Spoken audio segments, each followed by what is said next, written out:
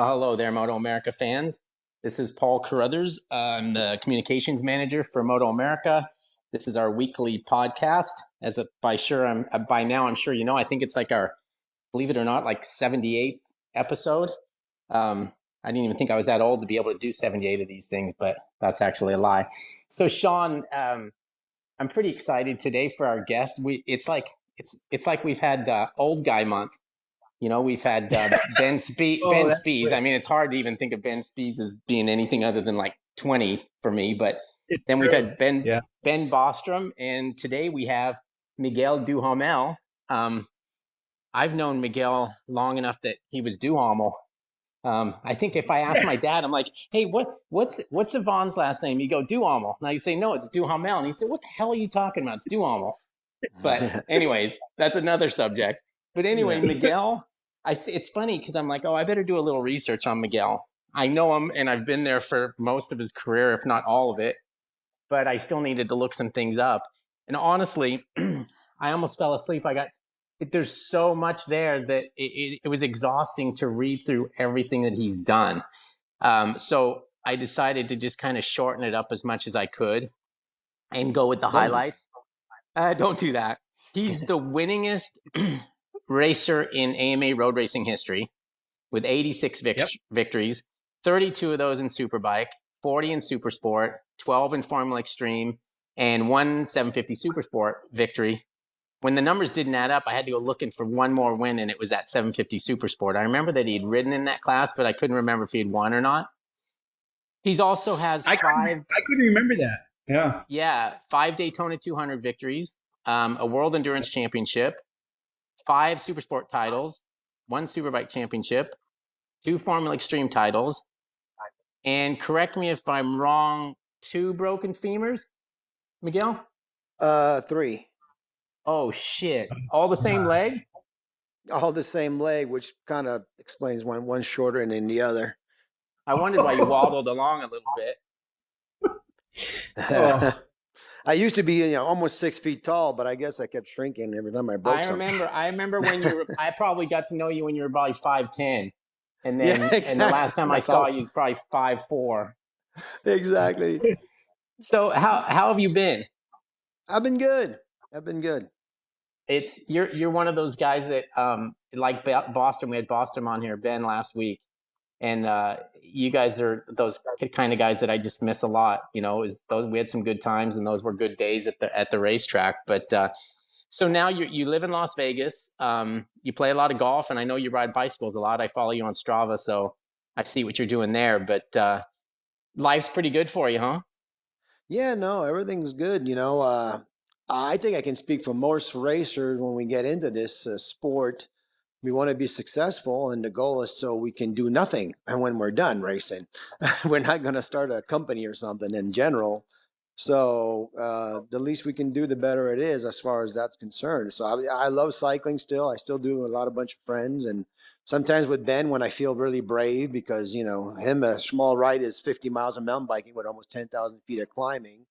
So he's still trying to kill me to this day. When we used to go motocrossing with him and Eric, I'd be sitting on the top of a mountain, like just hanging by a thread, going like, they're trying to kill me. They're trying to get me off this motor.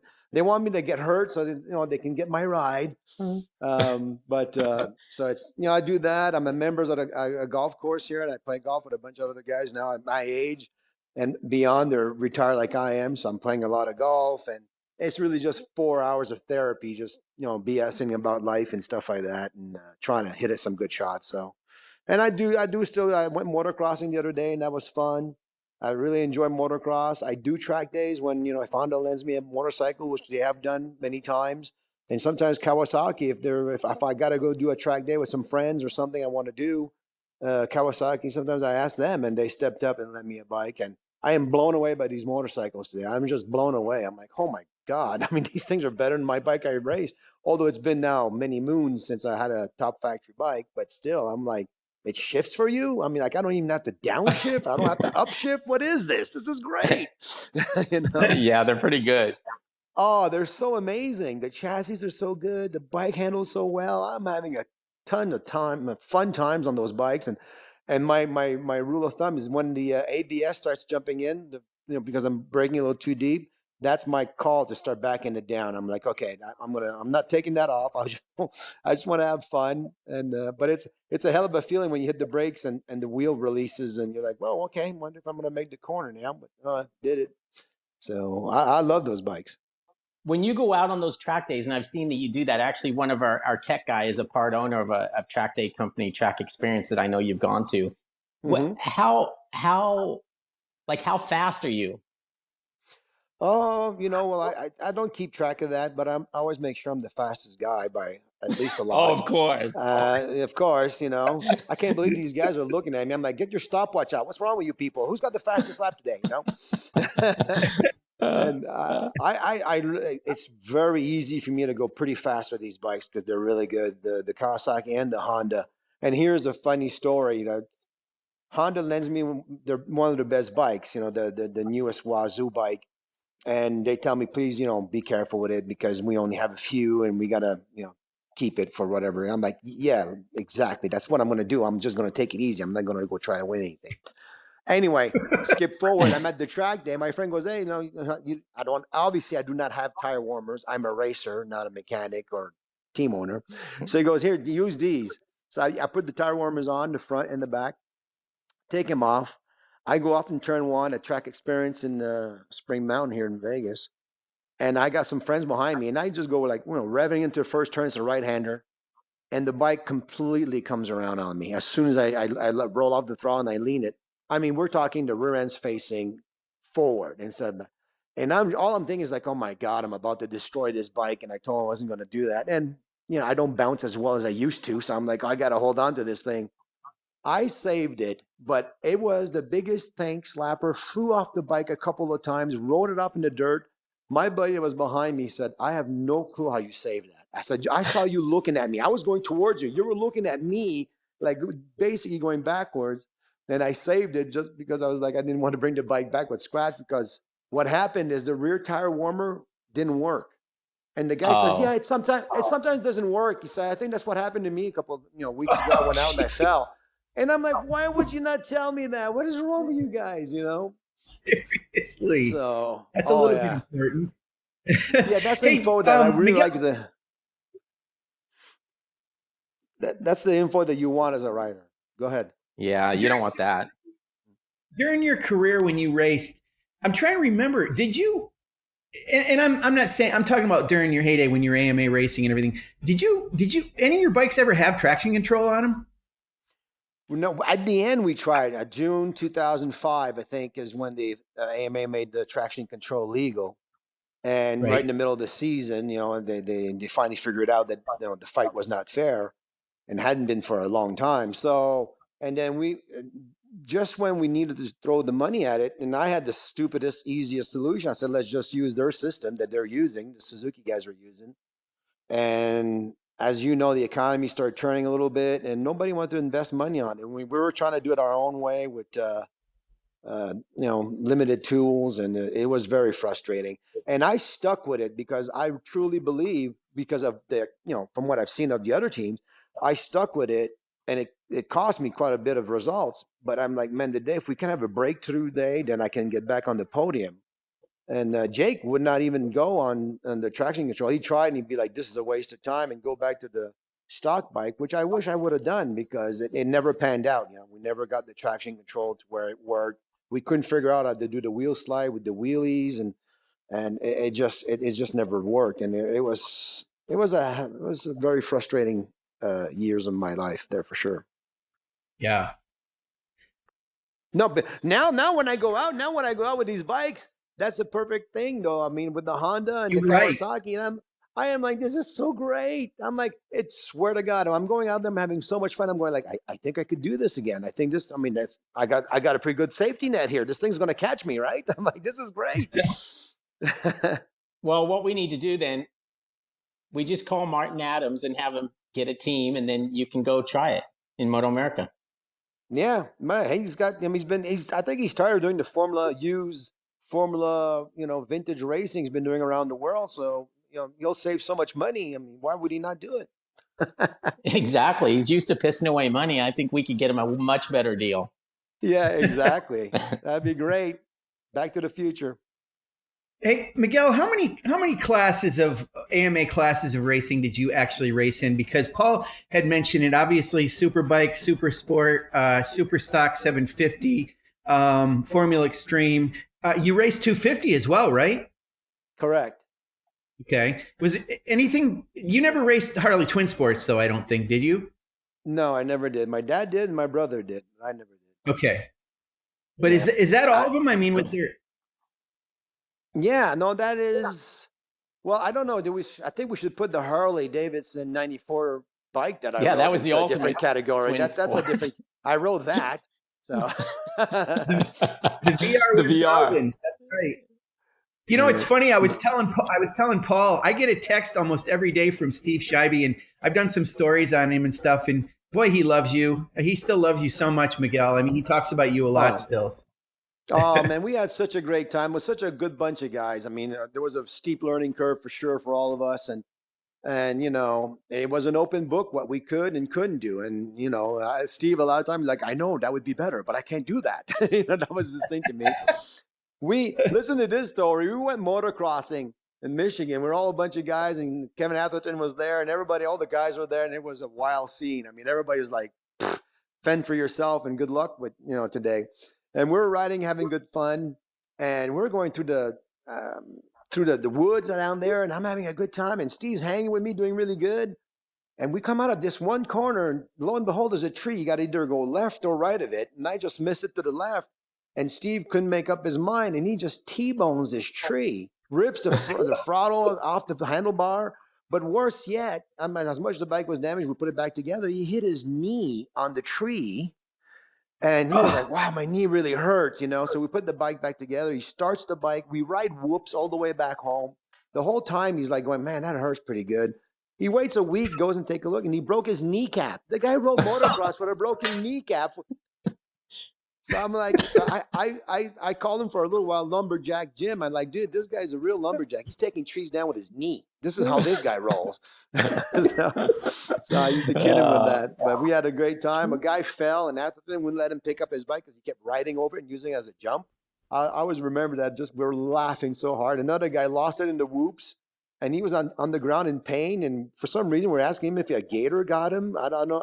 It made sense when we were there, but today, not so much. But I was like, these guys are brutal. This is great. Love these guys. It's fun. Well, you had some good rides on that VR 1000. How does that rank as far as like how hard you had to ride a motorcycle? Did you have to actually ride that thing over and beyond to get the results that you did, or is that just something that everybody thought? No, I had to ride that thing over and beyond. And to the credit of Scheibe and the Harley guys, that thing handled really well. Maybe because it weighed 460 pounds or something like that. But it doesn't, to me, at least I could just ride the living daylights out of it. And unfortunately, sometimes the bike, when we had electric problems and stuff like that. But when it worked, it was, I mean, that bike and I were in sync. And that's why I could do what I did at some places. I mean, it was just, I mean, I remember Pascal Picot. I was leading Mid-Ohio, and this was a dumb mistake. It happened twice in my career. The shifter assembly fell off, and I had to come in, and the bike was fine. So it was something so avoidable, very frustrating. But Picot, after the race, was like, Miguel, he says, I was behind you.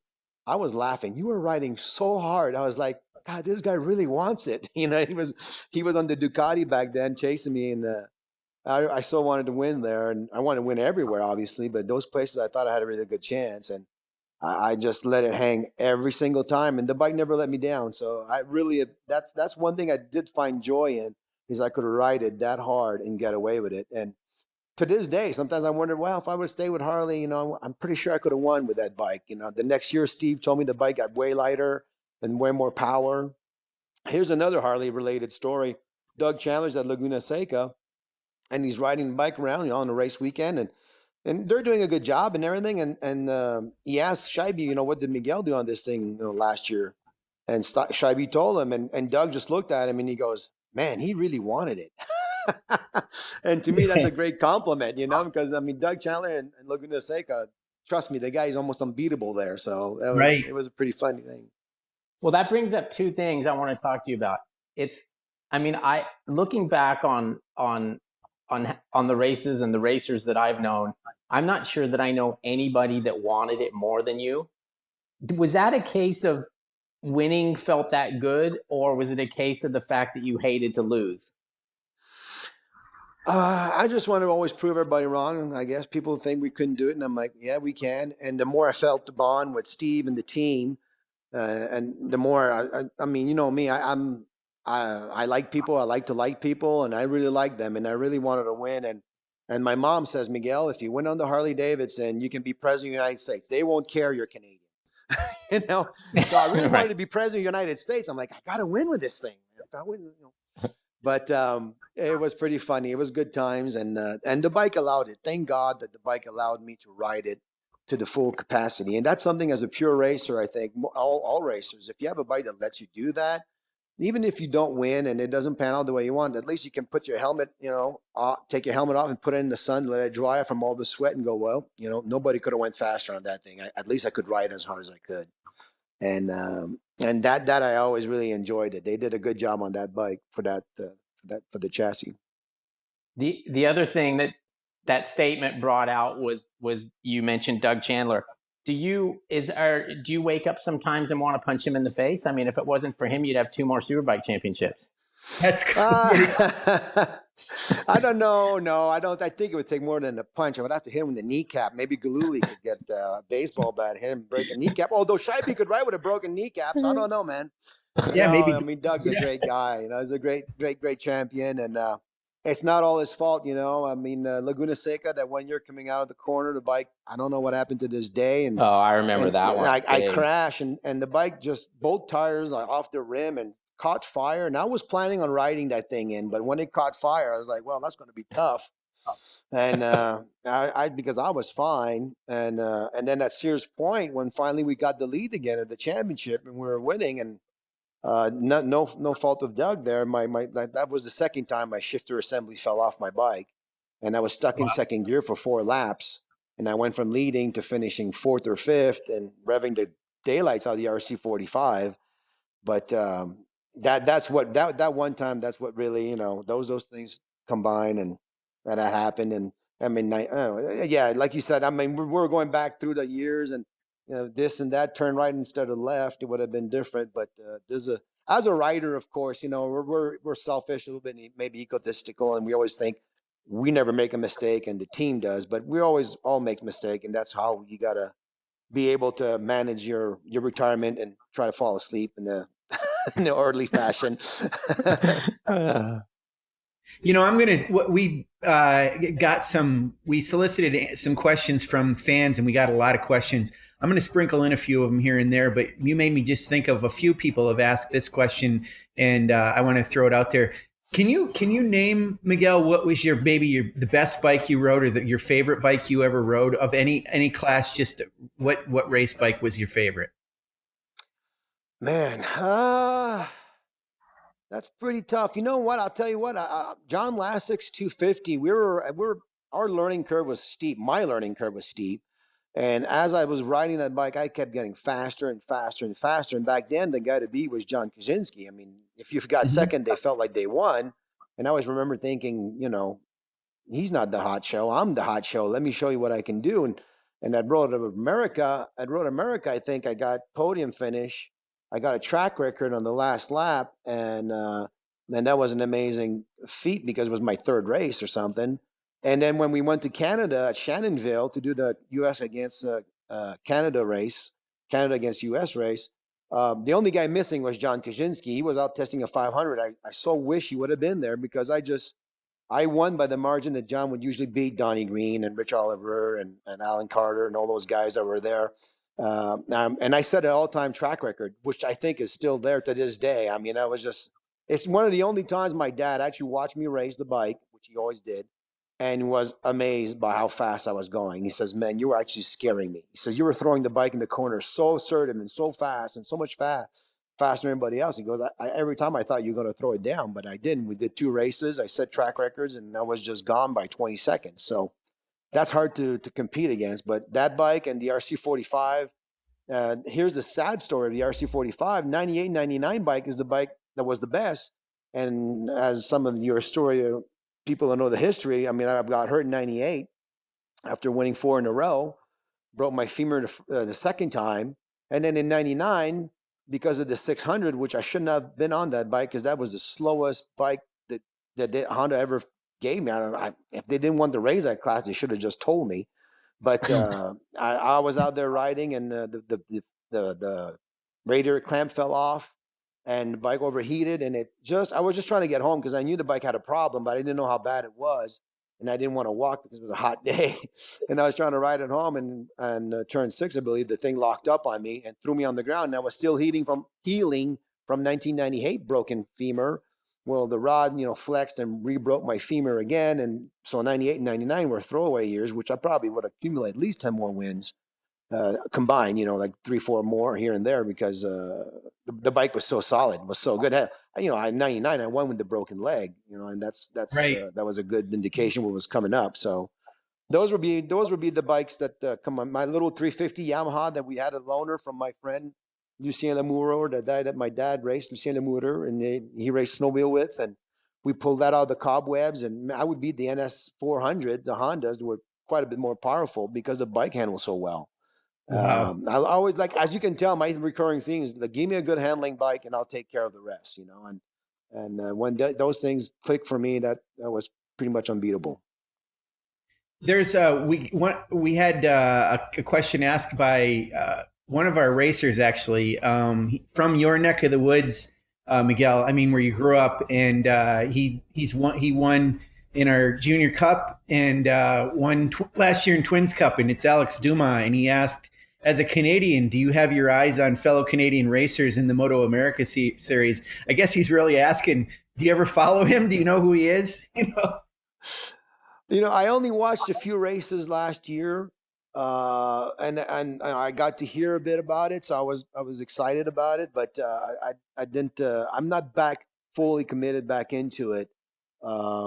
As far as racing, I do follow MotoGP religiously and stuff like that. But hopefully, when all this restarts, we can get the racing going again, and I can follow him and see how he does. He's a really good nice racer. Boy. Yeah, and we used to say he's a good little racer, but we can't say that anymore because he's shot up like a lot of these kids do. And he's so tall now that instead of going Junior Cup into maybe like Supersport, he ended up racing. He raced in Twins Cup, but next year he's already racing in Stock 1000 and is going to do some Superbike races as well. So he really advanced pretty quickly. Plus his body size, he's super tall, so it's the right thing for him to probably do. But he's one of our favorite guys. We love him. He's a terrific kid. We don't know if he likes movies as much as you, but he does like movies, I think. So. Oh, no, that's great. Now, when you talk about tall rider, the guys that come to mind is an ancient history guy, but Stefan Merton. Remember him under Ducati? Yes. I mean, he could barely fit on that thing, but he went like the Dickens, so it can be done, Yeah. And then we also had Fritz Kling. Remember him? Yes. Oh yeah. Oh yeah. Man, he was really tall. Yeah, no, he was. Well, Miguel's got the best way. Actually, Miguel's got the worst way to figure out how to lose height. Yeah, exactly. No, don't do it my way. Yeah. I mean, I was talking to a doctor one time, and my left leg being short, my right leg, and I said, like, can we make this longer? Like we're not talking 4 inches. We're just talking about an inch almost, so I don't have to wear a lift in my shoes every day and stuff like that. And he's like, man, that's pretty tricky. Your leg, you might get an infection, and that could be really bad. And he kind of talked me out of it and scared me out of it. But then he looked at me and goes, well, we can make the other one shorter. That'd be easier. And I'm like, no, I don't want to be, I'm already short enough as it is. Thank you very much. I'm like, I don't want to go that way. I don't know if you're hearing what I was telling you. I want to be at least as tall as I used to be, not shorter than I am. So it's pretty funny. I want to personally ask you a question about part of your career had a very profound effect on my life and me, Miguel.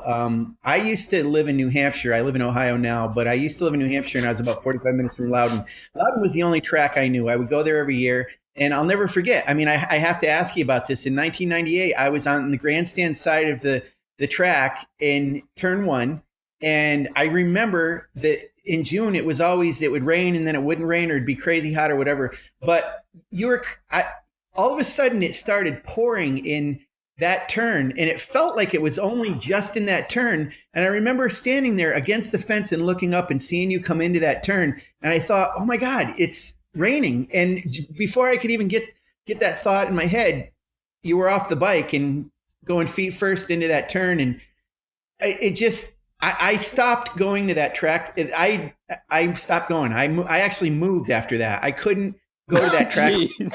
I did. I mean, well, Thomas Wilson that same weekend too. I know Miguel remembers that. I'm sure you do. Yeah. Too. But you guys both. It was like, and those barriers that were made of modified racing tires bolted together, and you went right into it. And I'm like, you were right there. It's even worse than that, actually. I mean, before my crash, Thomas Wilson had the accident, which was catastrophic for him and career ending, basically. And he was a great racer. He's a very good racer. And so during the riders meeting that we had usually at noon, I went up there and I talked, I believe Ron Barrett was there and all that. And I said, guys, you got to put some hay bales up there. You got to do something. I mean, you can't just leave it like that. We almost lost a rider here. You know, this is a big thing. And you know what they did is they put cones. I'm like, what the hell a cone gonna do? So I was just so mad. And I talked to them, and I would, you know, sometimes you get into the politics of the safety of the track and other things, and your mind's not thinking clearly. And obviously that led me to make that big mistake. That when I went to the cone, when I noticed how much it was raining, I was trying to stop the bike, but it was too late, and I got sideways, and there was nothing I could do to save it, you know, and I almost lost my life there. I mean, I was really damaged pretty good. And the thing also you got to remember about the Loudon, New Hampshire thing that got so sideways is the organization kept fighting with the riders. Remember, and they said get out there and race and shut up. Yeah, it was bad. They were very disrespectful. So that's what led to the end. And it's I never liked that we stopped going there. I wish we could have made it work because there's so much history with Loudon. And the original track was a real motorcycle track, and then what they did afterward wasn't that so good. And I don't know if we could have made it work. But man, the New Hampshire, the Loudon racetrack history is it's one for the books for sure. Well, you had so many fans there, the Canadians that came across the border, and even people from that region that knew you were kind of like the local rider from not too far across the border. You were good at that track, and you had a huge fan following there. It was just. And you did amazing things at that track. That's what I always wondered. So that's what, regarding that question, I'll get past it. I just wanted to know this. Was it only raining in that corner when you were coming down that straight? Did you just all of a sudden realize, oh my God, it's pouring rain now? And you just lost the bike? It was drizzling rain a little bit here and there, but from 24-hour racing, you know, they don't let you stop and put rain tires on, and you learn how to ride with slicks in the rain, you know. Right. There's a couple of tricks that you learn that you do, and I was fine riding in a little bit of drizzle. I still felt like this is not bad because it was a very hot day. But like you said, when I came around and I head down, and when I looked up and I saw the rain, I was the straight's so short.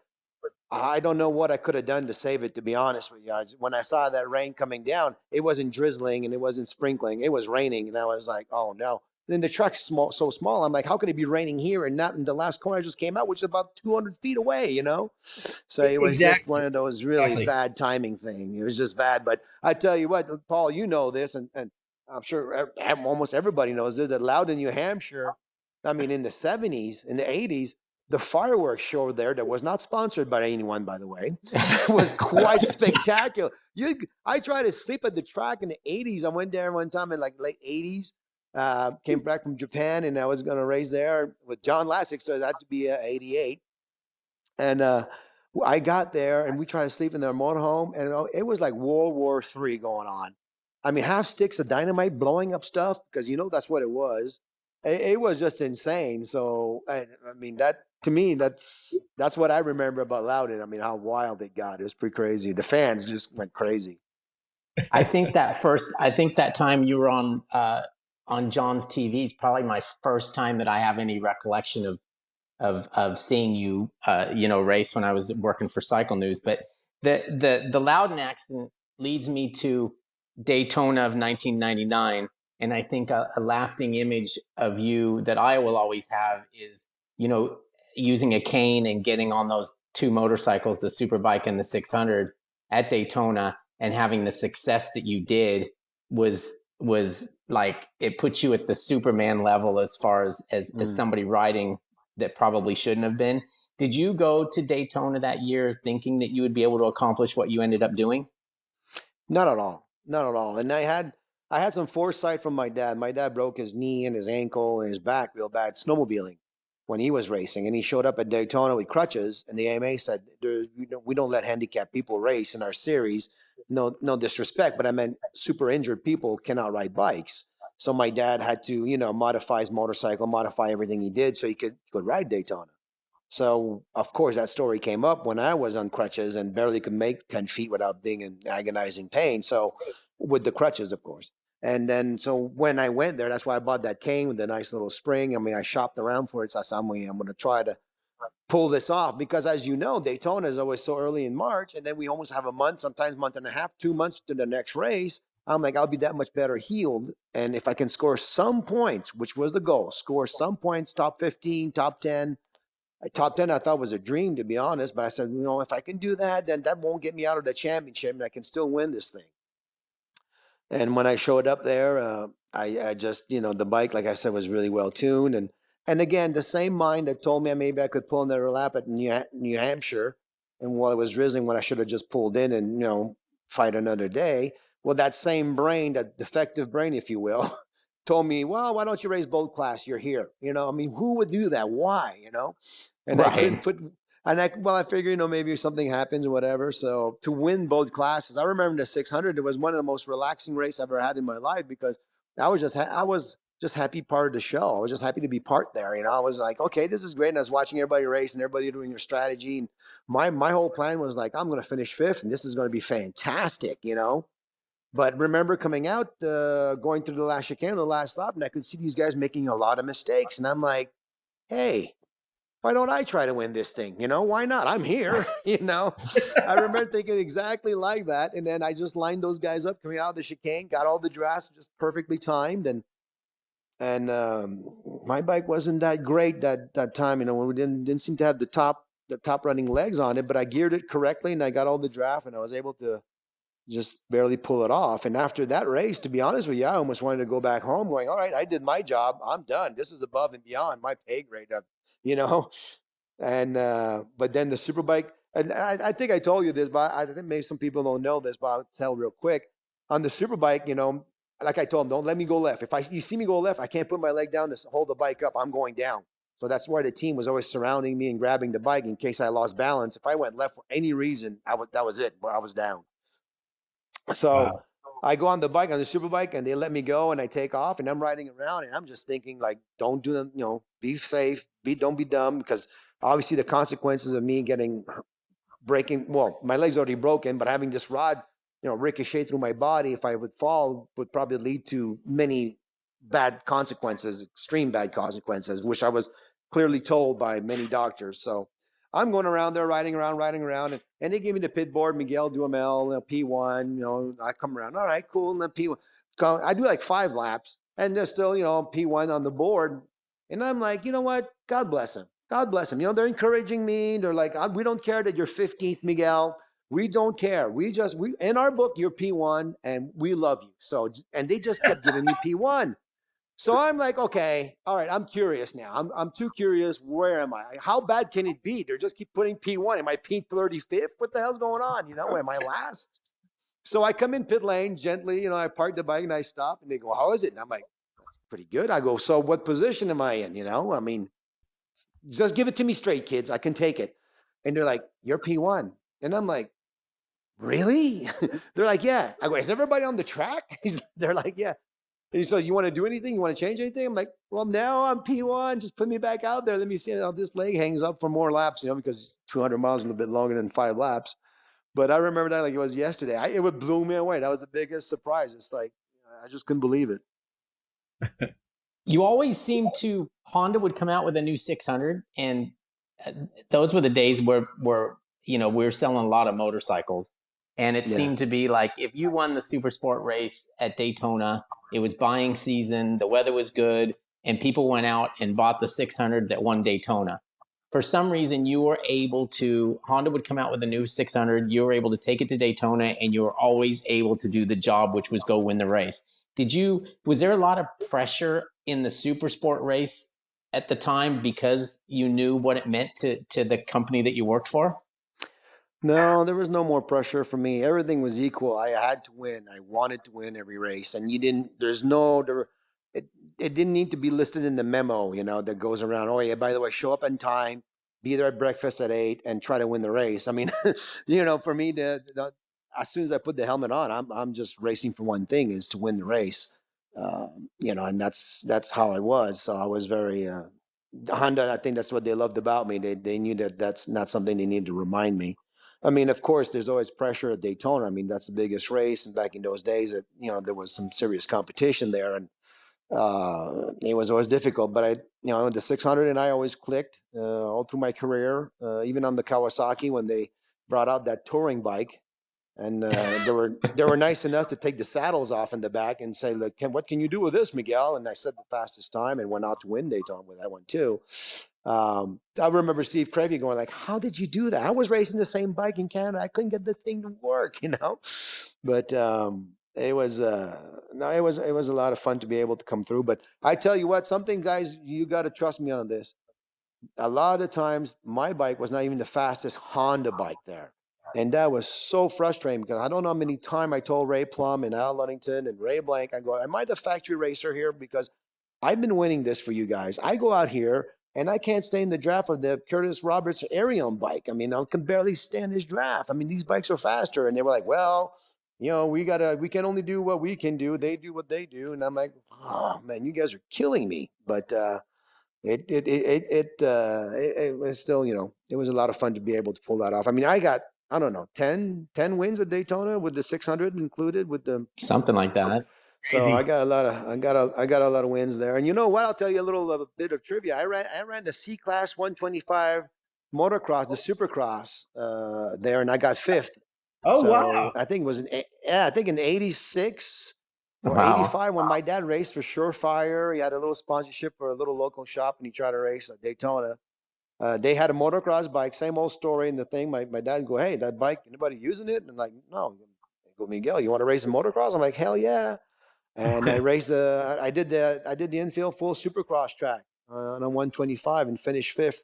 The thing Wow. had, I think, 12 horsepower, maybe.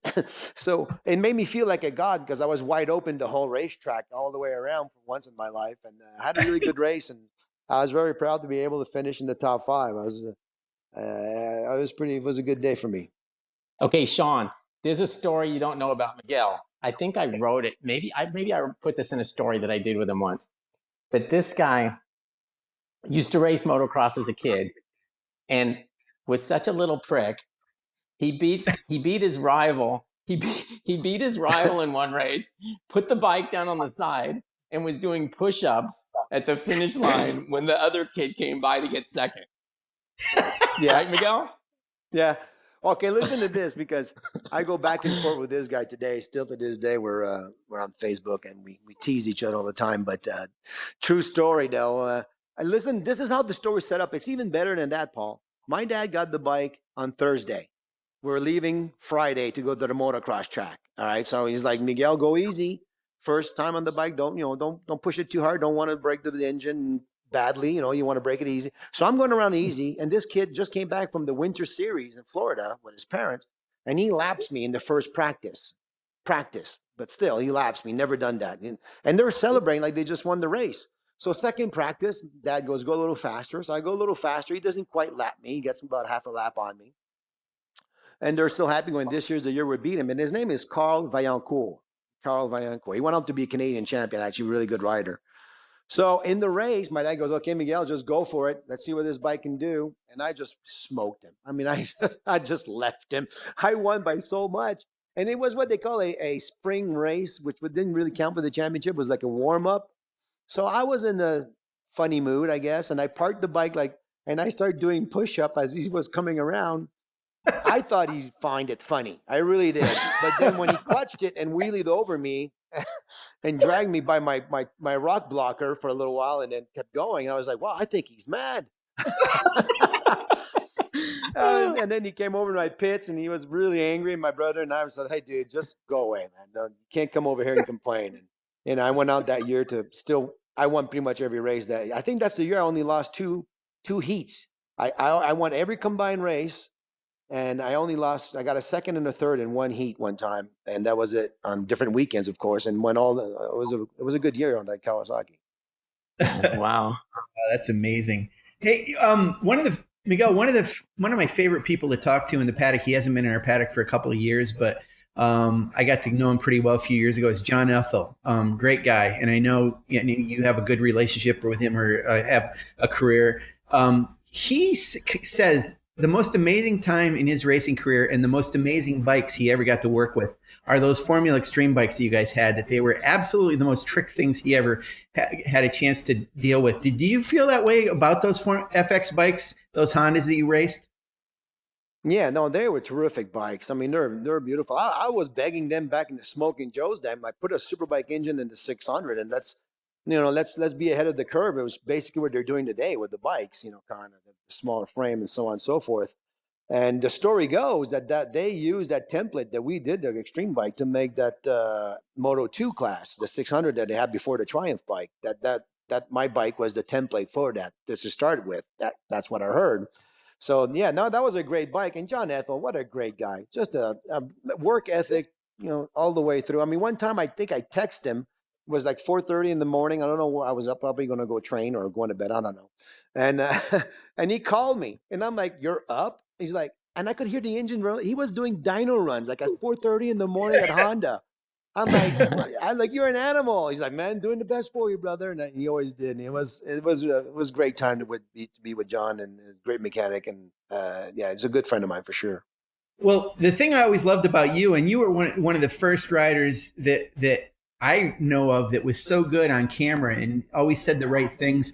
And I got to know about people on your crew because you would mention them and thank them on TV. I mean, I used to hear you talk about John Ethel, obviously Al, Joey Lombardo. I think you mentioned a few times. I mean, it's like I heard these names as a fan just from you bringing them out and making everybody realize, it's a team, and these guys are behind me, and they do a great job. So that camaraderie was always really cool that you had with your guys. Yeah, yeah, it's definitely one of my regrets. It definitely is. Wish I'd given that guy a spotlight. They don't deserve it at all. No, I mean, the guys worked hard, and they had forgiveness for me, and I had for them. Like I said, sometimes things didn't go our way. I mean, I remember the year the RC51 came out, and Nicky won at Daytona 200. Me and Curtis and Nicky were all going for the win, and Al Ludington hit the perfect setup on the RC51.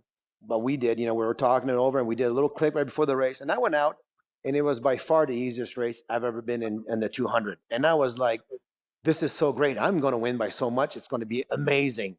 And I was so in the zone. It was amazing. And then the bike developed a vibration. And I'm like, a Honda, a vibration? How can this be? And so I started like slowing down, short shifting, trying to bring the temperature down. I go, maybe it's a Honda. It might get over this, but it didn't. And it blew up. And that year, to this day, that year, I there's not many times I can guarantee a win, especially when I didn't win it. But that day, I was just waiting for the pit stop to start, putting my head down. I knew I had quite a bit more speed, and I would have been gone. But that was one of those days that we had a great chassis, great setup. But, man, one of a very rare time the Honda engine let me down completely.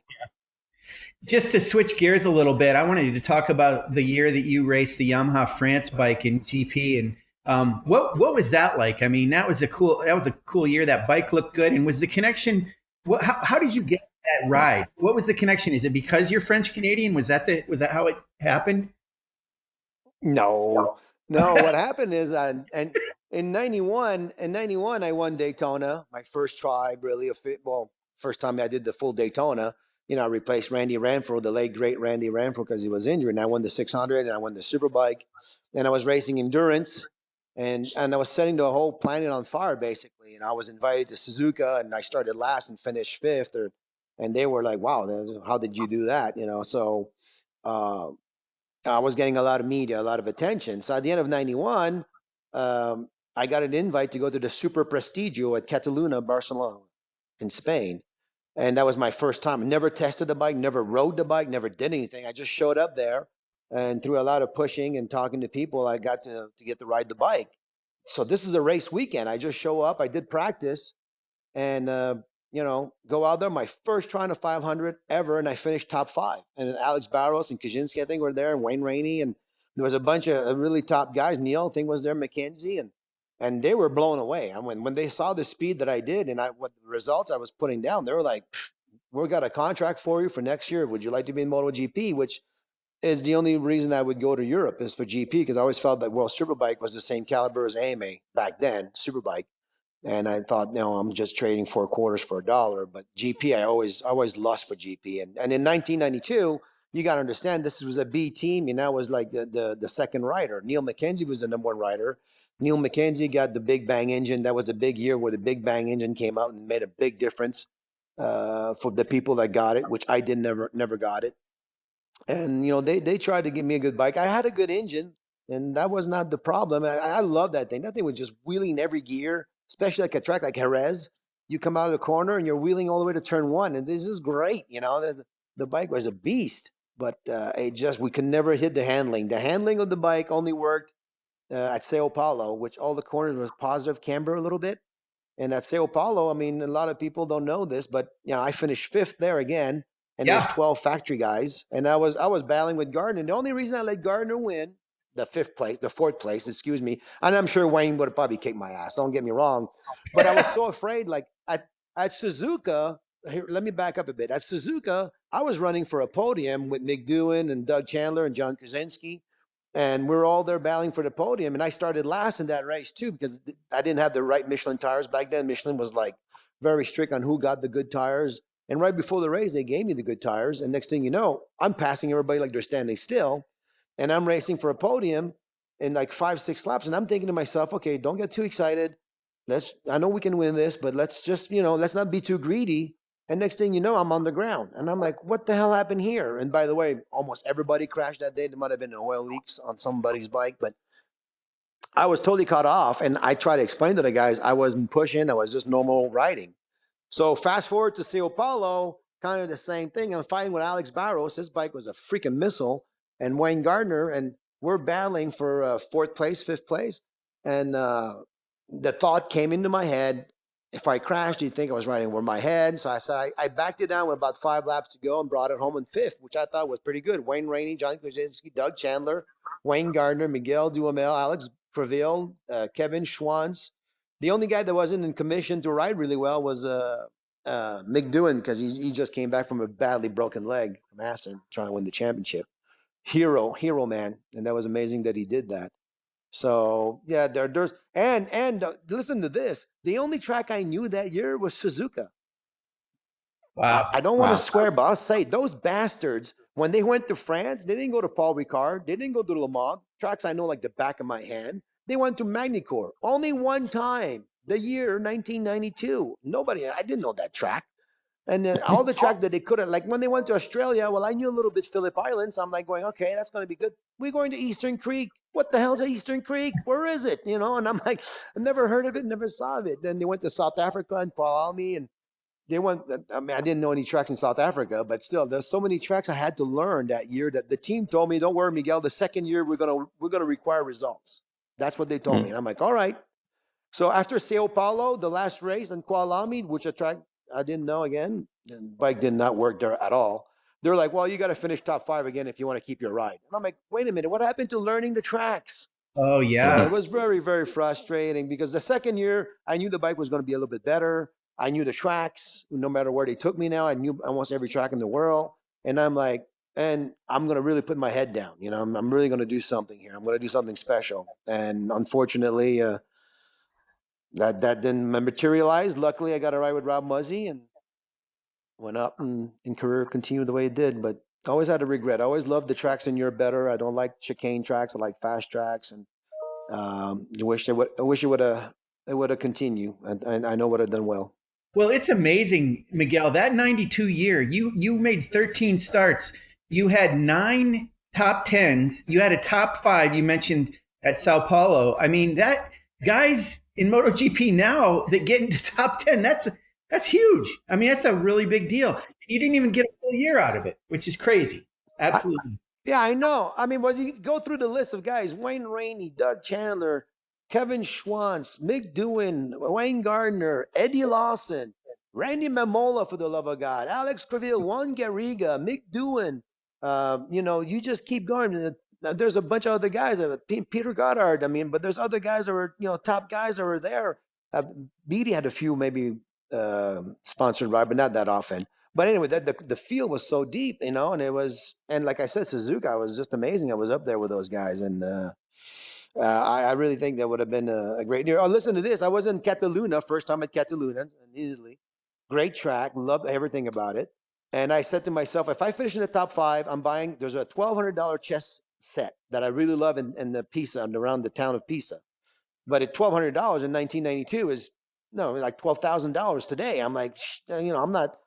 But I told myself, I made myself a promise. I go, if I get top 5, I'm going to buy this chess set. Well, I finished 7th, but if you look closely to the sheet, I'm like 2/10 from Juan Garriga and Alex Barros. It was a photo finish for 5th place at Cataluna, and I was just like, I just missed out on that chess set. But I had a bunch of good races with Juan Garriga and Alex Barros, and Barros saw me crash at Cataluna. And he was like, what happened? Did the bike seize? I mean, I was going to the slowest left-hander corner, first left-hander. And the tire was just completely ice cold. I mean, I was going 2 miles an hour and I high-sided to the moon and landed and crashed. And Barros, I remember he actually came up to me and goes, what happened? Did your bike seize? And I'm like, no, I don't know, an oil leak or something. But Cataluna, I went pretty well, obviously, and then enjoy that racetrack. Okay, go for it. Last question, and I'm going to wrap this up. Of all the guys you raced in your career, who was the toughest guy for you to beat, or who gave you the most trouble? I'd have to say Gobert. I mean, that guy was he was really good. He was really good, and he was a good guy. I mean, you got to understand, I got along with everybody in the paddock. I tried, Gobert had some demons, and I always try to help him with that. And I swear to God, every time I tried to talk him off from the ledge of, where he was, I'd be like, you're just making your job harder next weekend. Right. You should Right. be pushing him, going, have another drink, keep going. But I was like, no, there's bigger things than winning races and stuff like that. And when you care about somebody, you try to help them. But man, I remember Gobert when I made the pass in Road Atlanta, as they call it, the pass, and I remember being behind him the race and riding, and it was a hot day. And all I kept thinking is, like, here's a guy that can't get his life together in the real world. I mean, I knew all of the screw ups he would do, and he did a lot, trust me. And here he is on the track, and the guy is a machine. He hasn't missed a shift, hasn't missed an apex, hasn't missed a corner. Like, how can that be? How can that be? And I was just so mad, and that's why I wanted to beat him so bad. And finally, I had to make a heroic move that almost, could have went sideways a little bit worse, but it was a great pass, and I'm very proud I was able to pull it off. But the next day, he was, he had my number. I tried staying with him, and I just couldn't. So as far as like pushing yourself and riding hard, I mean, Gobert was just on the racetrack. The guy could ride a bike.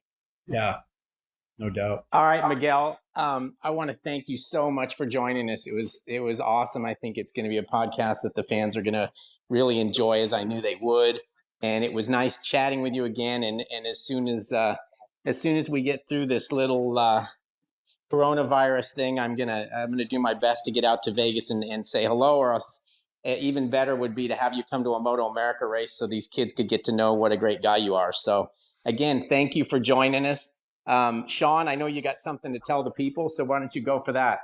Okay, yeah. Again, Miguel, thanks for being on with us. Thanks to the fans for listening to our podcast. Just wanted to remind them, please subscribe to MotoAmerica Live Plus, our popular subscription streaming service. And also don't forget to get your race weekend tickets. It's coming up. Road America is still on our schedule. We're still trying for 10 rounds. So go to motoamerica.com/buy for complete details. All right. And thank you very much again, Miguel. And we'll talk again soon. Paul, Sean, guys, it was a lot of fun. I really enjoyed it, and hope to do it again sooner than later.